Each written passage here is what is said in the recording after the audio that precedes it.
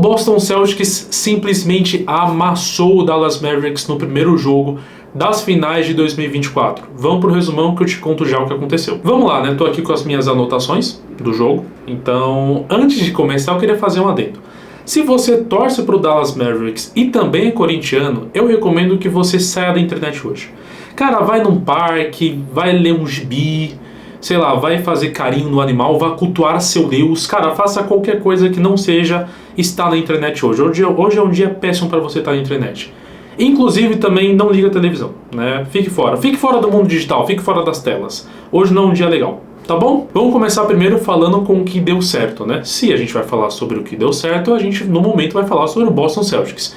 Mas o que deu certo no Boston Celtics? Basicamente, tudo. Olha, o jogo ontem do Boston Celtics foi quase perfeito. Eu poderia estar aqui falando um pouco dos turnovers, do momento em que a diferença também abaixou para casa dos 8 pontos, mas assim, é querer caçar coisa para falar. O Boston Celtics ontem jogou muito bem, jogou tal qual um time campeão. Porzingis voltou da lesão muito bem. Sinceramente, eu acho que nem o torcedor mais otimista de Boston esperava que ele voltasse desse jeito. E no pouco além, eu acho que nem ele pensava que ele ia voltar desse jeito, para ser sincero. Ele voltou muito bem. Simplesmente 20 pontos, 3 bloqueios, 50% de aproveitamento na bola de 3. Kristaps Porzingis está para o jogo, ele está para as finais. Eu sinceramente queimei a língua. Eu não achava que o Porzingis ia jogar bem assim numa final de NBA, e eu não achava que também que ele ia voltar tão bem quanto voltou, para a felicidade da torcida e do time de Boston. Falando em importância no jogo de ontem, a gente precisa falar do Jaylen Brown. 22 pontos, 6 rebotes, 2 assistências, 3 roubos de bola, 3 bloqueios.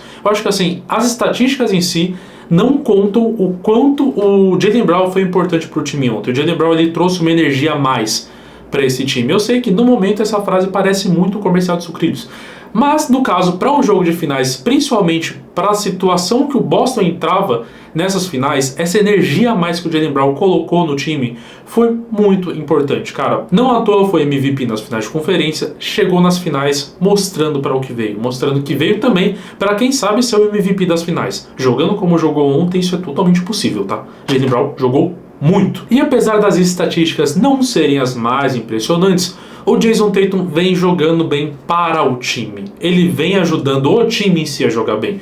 Como líder, sabe que não está conseguindo pontuar tão bem. Ontem não teve um aproveitamento tão ruim quanto ele vinha tendo durante a série. Isso é um fato. Jason Tatum ainda assim foi bem. Mas a verdade é que ele pode não estar no momento mais inspirado dele em marcar pontos. De qualquer forma, está ajudando o time a jogar bem. Mas foi como eu falei, o Boston Celtics jogou praticamente todo bem. São 6 jogadores com mais de 10 pontos. O Joe Mazzulla soube fazer os ajustes durante o jogo, para que naquele momento que a vantagem caiu para 8, o time conseguisse logo depois anotar uma run de 14-0 e retomar uma liderança aí de 22 pontos num período de tempo muito curto. Esse é o Boston Celtics que bota medo em qualquer um, esse é o Boston Celtics que com certeza consegue ser campeão da NBA. Eu acho que esse time nunca esteve tão próximo em sentido de talento, propriamente dito de talento, de um campeonato da NBA, e ontem eles mostraram isso. Eu acho que ontem o Boston Celtics mostrou todo o seu potencial em quadra. Agora falando do outro lado, do Dallas Mavericks, onde quase nada funcionou.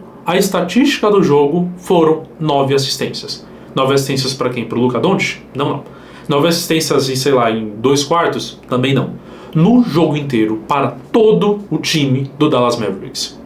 Isso, assim, simplesmente não pode acontecer. É impossível você ganhar um jogo dessa forma. Impossível. Principalmente o jogo de finais contra o Boston Celtics. Importante ressaltar que isso também não vem à toa, tá? Tipo assim, não é como se o Dallas tivesse tomado essa decisão de falar, não vou passar a bola pra ninguém, é isso, cada um tenta fazer sua cesta e é nóis. Não. O Boston Celtics também forçou essa situação. Mas a verdade, como eu vou falar daqui a pouco, o Dallas também se colocou nessa situação de poucas assistências em diversos momentos cruciais do jogo. Para vocês terem uma noção, aí, trazendo em números, a última vez que isso aconteceu, num time ter 9 assistências ou menos, foi justamente o próprio Dallas Mavericks na temporada de 21-22 contra o Phoenix Suns na semifinal de conferência. Nesse jogo, o Dallas Mavericks perdeu por 30 pontos. E a última vez que um time ganhou um jogo de playoffs tendo 9 ou menos assistências Foi lá em 2011, 2012, na temporada 11-12, o Indiana Pacers contra o Orlando Magic. Para vocês terem noção de como é difícil você ganhar um jogo de playoffs contra um time forte, contra um time competitivo, fazendo tão poucas assistências. Não é assim que o basquete funciona, não é assim que Dallas ia ganhar o jogo. E tá aí a prova, não ganhou. Nos últimos 10 anos, 4 derrotas, 0 vitórias para times que tiveram menos de 9 assistências no jogo. Na média, esses times, inclusive, perderam por 21 pontos. Basicamente um retrato do que foi o jogo de ontem. E é claro, né, é importante já ressaltar, isso quer dizer que tá tudo perdido, que esse é o Dallas Mavericks, que tudo até agora foi uma farsa? Óbvio que não, óbvio que não. Para as coisas mudarem, o técnico precisa começar a fazer ajustes melhores durante o jogo. O Jason Kidd não fez ajustes suficientes durante o jogo. Isso vai para o segundo ponto que eu queria trazer. Jason Kidd tomou simplesmente o famoso nó tático do Joe Mazzulla. E olha que nem toda a torcida de Boston acha o Joe Mazzulla sequer um bom técnico, né? Apesar de eu não concordar, é uma coisa que é debatida entre a torcida. E o Jason Kidd conseguiu tomar o famoso nó tático. Ele não tinha uma solução para isso durante o jogo. Ele não conseguiu uma solução para isso durante o jogo. Você pode até justificar que ali no terceiro quarto a diferença caiu para 8. Cara, o Dallas Mavericks não fez uma assistência no terceiro quarto inteiro. Assim, a forma com que a vantagem ela caiu não era sustentável. E se provou não sustentável quando era 4 minutos e meio ali, quando a vantagem bateu 8 pontos. O Dallas Mavericks estava com 64 pontos. Aí você corta para o final do terceiro quarto, o Dallas Mavericks está com 66 pontos. Às vezes o que preocupa em um jogo de final, um jogo de playoffs, é também a forma com que o time perde. E eu acho que essa postura do Jason Kidd de não conseguir, simplesmente não conseguir arrumar uma solução para o time, e eu acho que não foi a recomendação inclusive, tá? Mas basicamente ser bola no Kyrie, bola no Luka, eles que resolvam, é preocupante para o restante da série. E aí, aproveitando que eu citei ele, também precisamos falar do Kyrie Irving. Quando eu falei que pode não ter sido a recomendação do Jason Kidd ali durante todo aquele tempo, a bola ser isolada nos dois e eles que resolvam a parada, eu quero dizer também sobre o começo do jogo. O Kyrie Irving vinha dando entrevistas, se mostrando maduro, e ele claramente amadureceu em relação aos problemas que ele teve com a torcida de Boston nos anos passados. Eu, como torcedor do Nets, peguei essa fase ruim do Kyrie Irving, que ele ia para Boston e mostrava o dedo meio para a torcida, saia xingando e focava em tudo menos no jogo. Nesses momentos, o Kyrie Irving ele quer meter a Hero Ball. Ele quer resolver, ele quer silenciar o estádio, ele quer mandar todo mundo ir pra merda. Ele tentou fazer isso ontem no começo do jogo e, cara, afundou o time. Ali no primeiro quarto, né, entre o primeiro e o segundo, quando o jogo ainda não estava totalmente perdido, o Kyrie Irving começou a monopolizar o jogo numa busca por tentar silenciar o estádio, que estava vaiando ele a cada vez que ele tocava na bola, e não conseguiu, cara, não conseguiu. Ele pode até tentar isso contra outros times em outras situações, faz parte. Ele é um jogador talentoso que vai tentar responder provocações. Só que ele estava em Boston jogando contra uma das melhores defesas da NBA. Cara, ele não estava jogando contra um time qualquer, ele estava jogando contra o Boston Celtics em um jogo de finais. Não dava para assumir essa postura de tentar resolver tudo sozinho. E esse foi só, assim, uma pequena parte do que seria o restante do jogo. O Luka também tentou algumas vezes resolver tudo sozinho e não conseguiu. E ainda nesse começo do jogo, cara, até o Hardy tentou bolas sozinho, tentou resolver sozinho algumas coisas, com todo respeito ao jogador.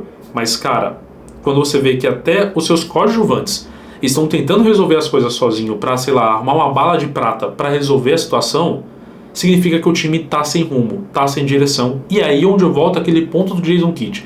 Ele precisa melhor fazer ajustes durante o jogo para poder competir contra Boston. É claro que assim, se eu sei que o problema tá nas assistências, provavelmente o Jason Kidd também sabe, o Luka Doncic também sabe, isso não deve ser novidade para ninguém. A questão é, eles vão fazer ajustes para o segundo jogo. Eu acho que sim, o segundo jogo vai ser mais competitivo.